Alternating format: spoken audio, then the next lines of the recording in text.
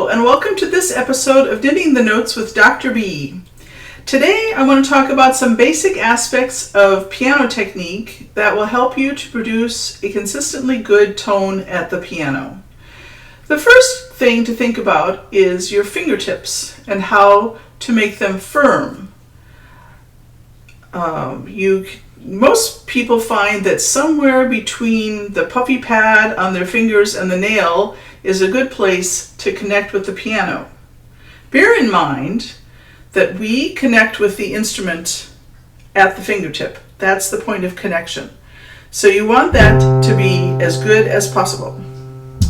Now, the point of having a firm fingertip is to have the most control over your sound. If your finger collapses when you hit the piano, you're kind of wasting motion, wasting energy, and the consistency isn't there. So you can do a little isometric exercises to build up the little muscles around your first knuckle joint to get a firm fingertip. It's also important to remember that you don't need to have an overly curved hand. And in my next video, I'm going to talk about hand position. But whatever happens naturally is probably the best hand position for you, depending on the configuration of the keys that you're going to use. So you don't want to artificially curve your hands, or you don't want to feel that you must keep all your fingers on the white keys and not let them go into the black keys. I'm not sure who conceived that notion, but it's not a good one. So fingertips firm. Then the next thing you want is for it to have your arm weight be relaxed. And a good way to discover how to do this is, first of all, just to drop your arms. Just drop. Oh, I'm so upset. I have to shovel snow again today. Or it hasn't rained in weeks. All my flowers are dying. Something like that. And then you take that and take it to the piano, but still go to your lap. So drop and fall. Drop and fall. And then drop and land. Pick 5 notes to land on. And you want just to have this relaxed feeling of dropping, not collapsing, not completely mushy, but a relaxed feeling of dropping. And a good way to get that, and to help students understand where that is have them hold their arm up and pay attention to what muscles are holding their arm up, and then do this standing so they don't hurt themselves on the bench. Then drop your arm to your sides. And then do that a few times. What muscles are holding your arm up, and which of them release when you drop your arm. Avoid letting the student get away with this slow descent. You want just the drop. So the muscles have to be trained to immediately release. And then you don't have to be doing the drop. You can just have your fingers on the keys and let your arm weight pull the finger down, or however you want to think of it. And you get a very consistently rich tone that way.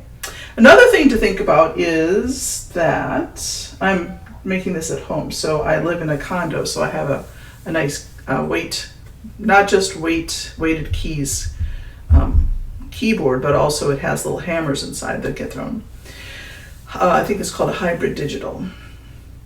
So the other thing to think about is, so you've got the firm fingertip, the relaxed arm weight, and then you want to employ lateral wrist rotation. Because when your finger plays a key, your finger's attached to your arm's attached to your shoulder. From your finger to your shoulder, your arm should be able to easily move freely like a suspension bridge. So you want to make sure your students, and these things are simple to say but very difficult to do. The wrist should not have any unnecessary tension, and the elbow should refrain from having any necessary tension. And with students who are trying very hard to do the right thing, that's difficult. You have to really always be willing to remind them and yourselves that those are the things you want to have. Now, the lateral wrist rotation is your ability of your hand to go this way at the wrist. And where that comes in is in allowing you to have consistent tone quality. In all the technique books that I read in college, they talked about weight transfer. And I was afraid to ask anybody, but what is weight transfer? I didn't understand it. It's simply the ability of you, the pianist, to transfer the weight of your arm from one finger to the next. And how do you do that if you keep your arm completely still? You don't. So your arm should be behind the fifth finger when the fifth finger plays. And now, a good way to practice this is 5-finger pattern. So I'll just do C right here. Then align your arm behind finger 4 as it plays. And then align your arm behind finger 3 as it plays, and finger 2 and finger 1.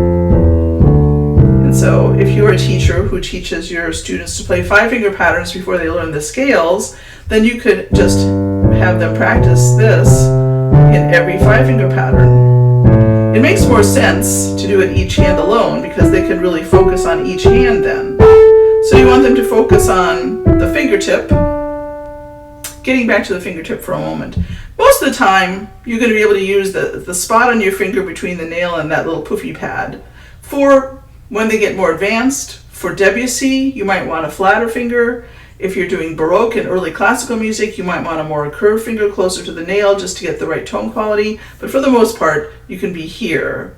So they should be aware of where their finger is. You should strive to, in my view, learn to play from the key surface so that your finger is just describing part of an arc. We'll talk more about that in another video. So you're just sort of